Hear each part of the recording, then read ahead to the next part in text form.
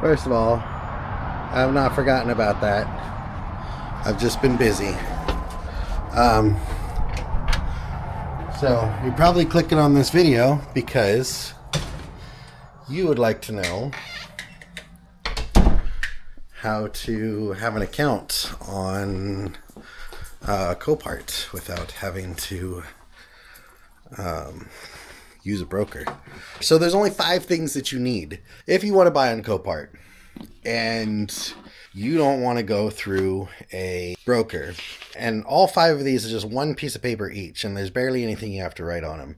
So the 2 that are supplied by Copart: an affidavit for purchase of motor vehicles. That's one. I'm not going to show you what's on here because this is my information that's on here. And then the other one that's supplied by Copart is limited power of attorney.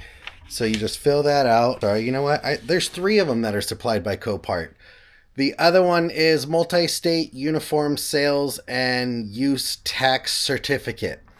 So 3 out of the 5 are provided by Copart, so you don't even have to worry about that. The other 2 that you need to have a business or to at least start a business. And to do that, I'll make another video on that, but you go to irs.gov and you get an EIN number, and then you go down to your city hall where you can get a business license, or AKA in my town is considered a business tax certificate, which is also the business license. It costs a whopping $4, at least for here, your seller's permit. And those are the 2 things that you need to submit to Copart if you open an account. And the business doesn't have to be car related. So for my business, it's definitely not car related at all. I have a couple of businesses.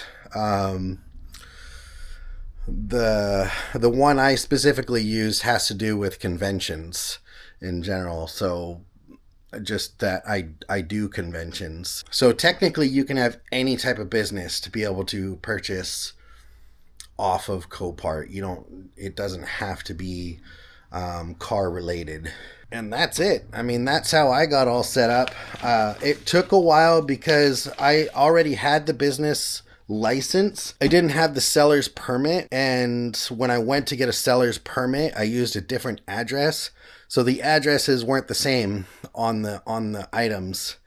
So that's a problem. Make sure your business name is exactly the same on everything you put together. Make sure the address you use is exactly the same on everything that you do. Make sure all the information that you use on every single document is exactly the same, and you don't change it up in any way, shape, or form, because then that would be a big no-no and you'll most likely get declined. So there you go. Only one of these pieces of paper cost any money. You get your IRS EIN number. You get your EIN number from the IRS, which is basically like the equivalent of a social security number for your business. You get that through the IRS. Super easy to fill out. I am a moron when it comes to paperwork.